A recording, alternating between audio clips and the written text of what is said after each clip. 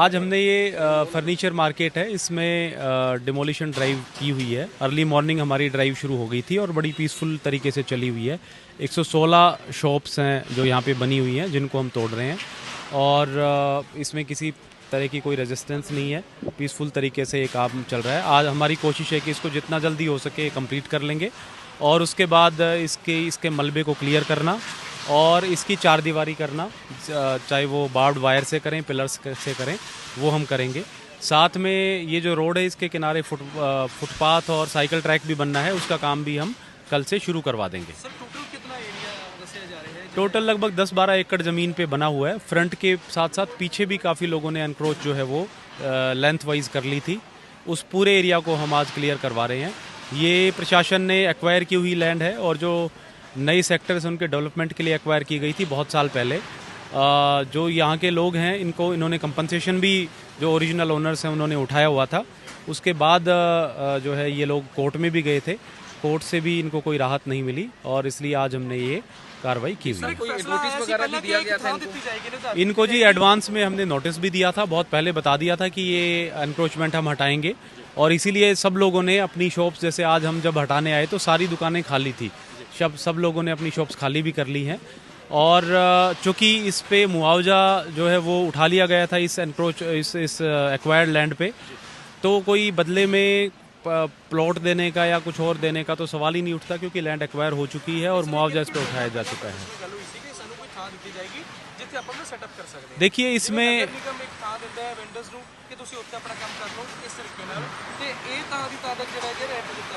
देखिए इसमें जो भी आगे जब भी कोई ऑक्शंस होंगी प्लॉट्स की, उसमें ये लोग पार्टिसिपेट कर सकते हैं। उसमें हमारी तरफ से कोई मनाही नहीं है। एक बल्क मार्केट जो है वो भी आगे प्रशासन डेवलप करेगा, उसकी भी प्रक्रिया चली हुई है, उसके एनवायरनमेंट क्लियरेंस वगैरह ली जा रही है और डेवलपमेंट हो रही है। वहाँ पे अगर ये लोग जाना चाहें तो वहाँ पे अपना अप्लाई कर सकते हैं, लेकिन इसका और इस अतिक्रमण का कोई लिंक नहीं है। ये तो सरकारी ज़मीन है और इतने साल से ये लोग अतिक्रमण पे बैठे हैं, इसलिए आज इसको खाली कराया गया। 36 साल से बैठे हैं सर। 12 तारीख को नोटिस दिया था सर। 12 तारीख को बुनियादी हुई थी कि 3 दिन में आप दुकान खाली कर लीजिए। उसके बीच में हम कोर्ट भी गए हैं। कोर्ट में हमारा मंगलवार का कोर्ट में हियरिंग का केस पेंडिंग है। उन्होंने हमसे एफिडेविट मांगे हैं कि आप 1986 के बैठे हैं, वो हमारे को डॉक्यूमेंट प्रोवाइड करिए। अब डॉक्यूमेंट कहाँ से प्रोवाइड करेंगे? अभी तो ये हाल हो गया।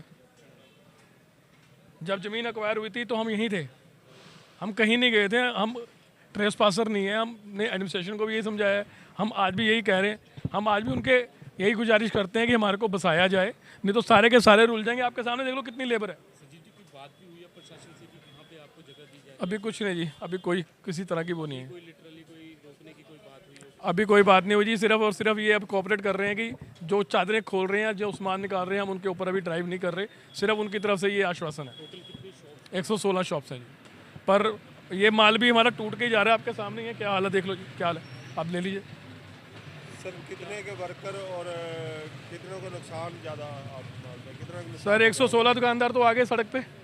अब हम तो रुल गए क्योंकि ना हमारे पास बैठने की जगह है, ना हमारे पास कहीं इकट्ठे रखने की जगह। हम तो अब जो प्रशासन ने हमारे को वादा किया था कि अकेले ना उठा के इकट्ठे बसाएंगे, आप लोगों को उजाड़ेंगे नहीं, हम तो उसी बात पे थे। हम तो गवर्नमेंट की इसी बात के ऊपर चल रहे थे कि एमएसएमई के अंदर सारे के सारे दुकानदार आएंगे, इकट्ठे जाएंगे, रोज़गार बनेगा।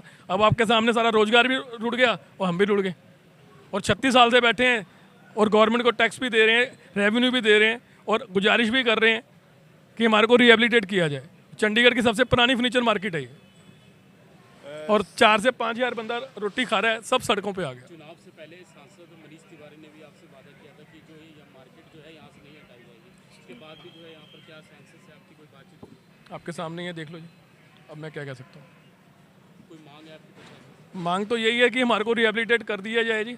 हम तो यही अभी भी यही कह रहे हैं कि हम बस जाएंगे तो गवर्नमेंट को भी रेवेन्यू आएगा। हमने तो मेंटली प्रिपेयर किया था। जो ऑक्शन में हम तो पैसे इकट्ठे करने शुरू कर दिए, लोगों ने लिमिटें बनवा ली, लोगों ने ब्याज पे पैसे लेने शुरू कर दिए। ब्याज पे पैसे लेके दिवाली का काम कर रहे थे। अब ये दिवाली का काम ये हो गया, देखिए कैसे जा रहा है सामान, रुड़ गए हम तो।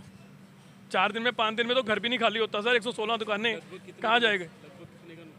अब तो सर, अब तो जब दुकानदार भाई बैठेगा इकट्ठा तब बताएगा ना उसका कितना नुकसान हुआ है। नुकसान तो ऑलरेडी है सर। अभी तो ये जो ड्राइव है उसको किसी तरह मतलब संभल जाए, तो उसी के लिए लगे हुए सारे के सारे प्रयास कर रहे हैं। हम तो प्रशासन से ये गुजारिश करते हैं, पार्टी से भी, बीजेपी पार्टी से भी ये गुजारिश करते हैं कि हमारे बारे में कुछ सोचा जाए, हमें ना रोड़ा जाए, कम से कम हज़ारों परिवार के बारे में तो सोचा जाए। रोज़गार बनाने की बात करती है गवर्नमेंट, तो हमारे रोज़गार ही रुड़ गए।